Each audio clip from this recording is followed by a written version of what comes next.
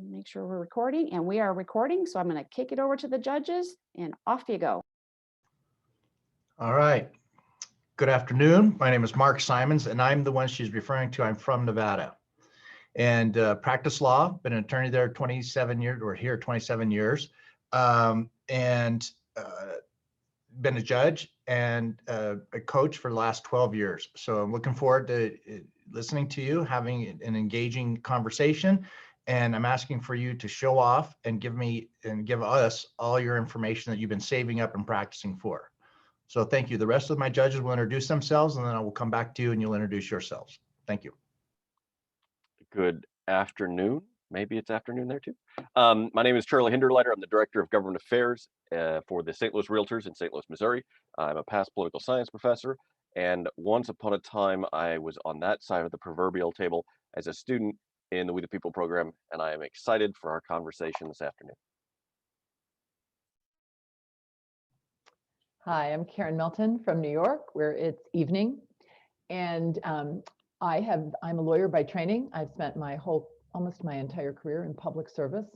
I am currently the Chief of Staff in the Office of the Inspector General for the Metropolitan Transportation Authority, which oversees both the subways and buses of New York City and the commuter rails of the greater New York City metropolitan area. Prior to this, I was the circuit executive for the Second Circuit, working for the federal judiciary. The Second Circuit comprises the states of New York, Vermont, and Connecticut, and the circuit executive is like the chief operating officer for the federal courts in those states. I'm really looking forward to our conversation about Unit 1, and we'll turn it back to our judges. I look forward to hearing from you. Thank you. Would you now please introduce yourselves and your teacher or coach?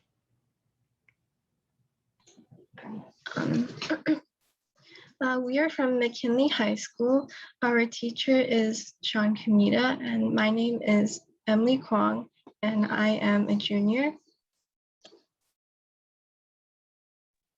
Good afternoon. My name is Seong Park, and I'm a junior too. Good afternoon. My name is Ocean Cole, and I'm a senior.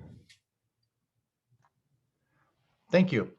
What we'll do is we'll start with question 1. After I read the question, please begin when you're ready. The American War is over, but this is far from being the case with the American Revolution. To what extent, if any, did revolutionary principles influence constitution making during the founding period? What problems, if any, did the principle of consent present when creating or amending constitutions? To what extent, if any, are revolutionary principles evident in modern times? Believing that they were under a corrupted and tyrannical government, colonists gained freedom from British rule, and the United States was officially recognized as an independent nation. However, the Revolutionary War was just the beginning of the change that was coming to the United States. America may have won the war and the right to self-govern, but there was much to improve. Our country had formed under some unfavorable circumstances, but we used those circumstances as a guide to form a new government. Revolutionaries looked to the Declaration to create an ideal democratic country where the Constitution should work for the people and guarantee liberty. Their principles included natural rights, rule of law, popular sovereignty, and no taxation without representation. Natural rights are evident in the Bill of Rights and other amendments. Many of the amendments were created to avoid the problems mentioned in the Declaration's grievances. For example, the right to trial by jury and freedom of speech is protected. One of the founding fathers, Thomas Jefferson, adopted John Locke's theory that all individuals have inalienable natural rights of life, liberty, and property, but changed property to happiness as a reason for the American Revolution. While individuals have personal liberties, they can be forfeited if they infringe on others. Amendments to the Constitution are an example of rule of law, which indicates that the Constitution has the most power and that no one is above it, so that natural rights are protected against tyrannical oppression. The guiding principle was that no man is above the law, no matter how much power or wealth that person has. The rule of law was in original constitution with checks and balances, but the Bill of Rights was added as further insurance against abuses of power. American colonists used the phrase taxation without representation is tyranny against the British. The founders viewed this as an abuse of power. There was injustice with having to pay taxes to a government authority without being able to have any say in their legal policies. Popular sovereignty is where governments work for all people. The Declaration states that governments derive their just powers from the consent of the governed. If the government infringes on people's rights, citizens can and should make changes. The principle of consent is when the government's power is justified only when consented to by the people. However, this creates a problem with the majority when there is not a clear agreement on government decisions. Rule of law can also conflict with this. On one hand, everyone should follow laws, but people also have the right and power to challenge laws that go against individual liberties. An example of this is how to ratify amendments to the Constitution. Present needs should be reflected in the Constitution through amendments. The amendment process of Article 5 states that 2/3 of both houses of Congress is needed to make a proposal, and 3/4 of all state legislators are needed for ratification. This has shown to be a very difficult process to get a consensus, but it ensures that the appropriate amendments are passed. For instance, the 27th Amendment regarding Congress's salary was proposed in 1789, but was not ratified until 1992. Also, the Equal Rights Amendment, first drafted in 1923, guarantees equal rights without discrimination of sex. It wasn't passed by Congress until 1972, but came 3 votes short of ratification. On January 15th, 2020, Virginia became the last needed state, but nothing was accomplished because of time complications. That concludes our presentation. All right, thank you very much. I want to play off of one of the things you noted. You noted that it's difficult to amend the United States Constitution. In your opinion, is it too difficult to amend the US Constitution? In my opinion, I do not think that it is too difficult to amend the Constitution, because the way that it is now, with the 2/3 of both houses of Congress and the 3/4 of states, it ensures that there's checks and balances between powers, so that it is considered carefully which ones are really needed.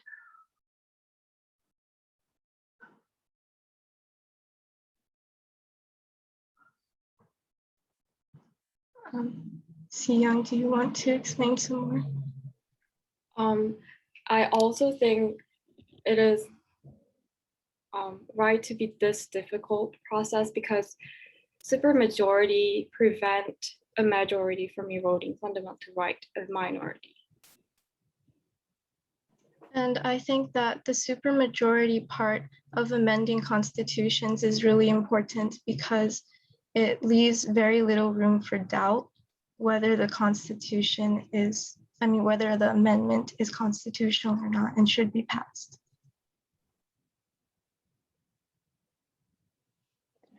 So just to pick up on the issue of the Constitution and amending the Constitution, if we don't amend the Constitution frequently, and clearly the founders did not want the Constitution amended frequently, how do we give consent? How do we affect consent of the governed in today's environment? You have many different constituencies in the United States, all protesting or advocating for a certain point of view. So if we're not going to amend the Constitution, and we haven't that much, how do you give effect to the consent of the governed in today's current political environment?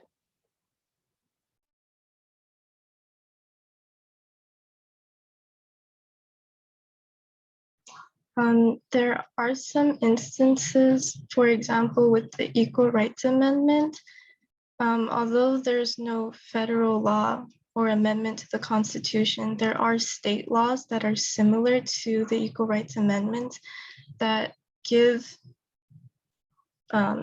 rights to that give equal rights without discrimination of sex. So even though it is not a federal law, there are state laws. And I think Ocean can help me explain more.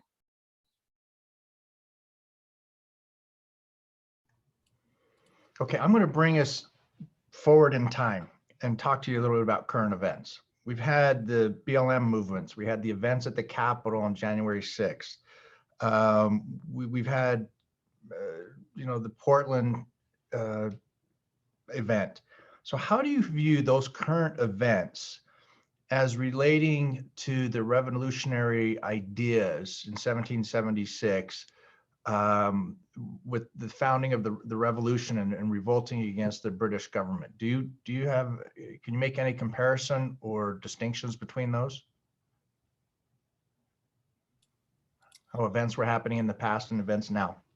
I think that, I think that the biggest similarity between the events happening now and past events is the lack of representation between, well, in the past it's between the colonies and Great Britain, and now it's between races. So African-American people, people of color, they feel as, or we feel as, we're not represented enough in government so that our needs and our values are clearly, I guess I would say, reciprocated in government. I would like to add on to that. And I think that another part to compare the past to the present is about natural rights and how people don't feel as if different minorities are represented equally or have equal rights. So they feel a need to fight for that.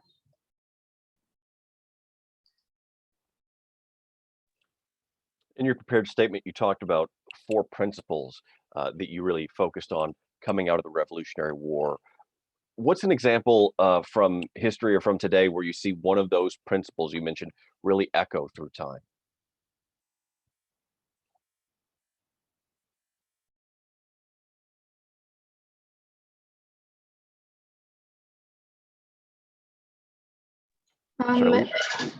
Sorry, go ahead.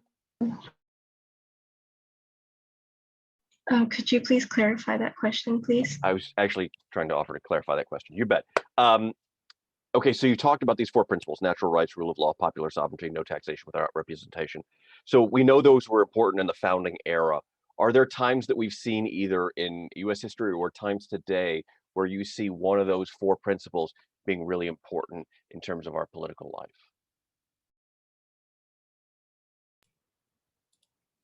I think I can give a related insight into one of the principles, and that's the taxation without representation part. And what I can say about that is the biggest issue that we're having now with the current Black Lives Matter movement is that people want the police departments to not to be defunded and that money be represented put towards other programs that will help the community. And I think that's one of the biggest things that that the issue from the past is also in the present, which is using our taxpayer money without representing or without our consent, without asking the community what we want it to be used for.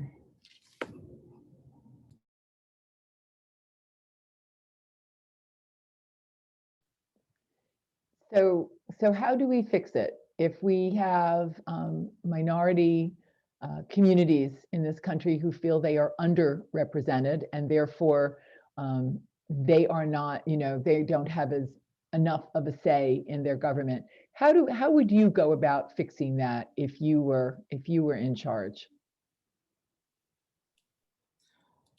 Personally, I believe that in current situation, the reason why minorities aren't involved in government a lot is because we feel that we are, or some minorities feel that they're oppressed in this system. And I think that government can help more if people of minority were given a bigger platform to play on.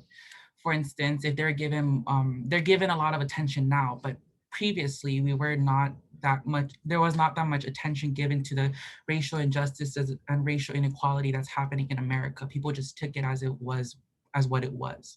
And I think that people now realizing that there are issues within communities, it's helping people understand that we need to be more involved in government and in our own lives. Okay, we're at time. All right, good job. Yay. All right, now it's time for some feedback from the judges. You know, Ocean, I think you did a great, it hit on a great note to end this on the importance of people being involved in government. And I really want to commend you guys. You did a nice job of doing your research and really wrestling with these issues. You clearly have been thoughtful about it. I thought you had a good prepared statement, and I've enjoyed our conversation. You guys touched on some important points in federalism, and I've just really enjoyed it. Thank you. Yeah, I thought, Ocean, I really liked your point on why the whole analogy between Black Lives Matter and defund the police and how that is analogous to the colonists, feeling that they shouldn't have to pay taxes to Great Britain because they weren't represented. I thought that was a beautiful point. It really was. And I also I agree, ending on the note about, you more involved in government, that becoming more involved in government gives you a bigger platform, a bigger voice. I really enjoyed your thoughtful presentation and your thoughtful answers. So thank you so much. Well done. Really well done. Okay, you all can take a deep breath. You did it. You got through it. Okay, I know how competing, how tough it is and how challenging it is when you face us. You've never met us before, and then you're called on the carpet to give us a great presentation. And you did. So don't lose track of where you are and what you're doing and the magnitude, because both judges just said and complimented you on your presentation about how being engaged with your government. And that's exactly what you're doing. You're becoming knowledgeable and powerful and understanding this and actually engaging with us on dialoguing on tough questions. So I'm very proud that you guys are engaging with this and you've come to nationals. It's amazing that you've done that. You had a great handle on the subject matter. And so thank you very much. All right, good job.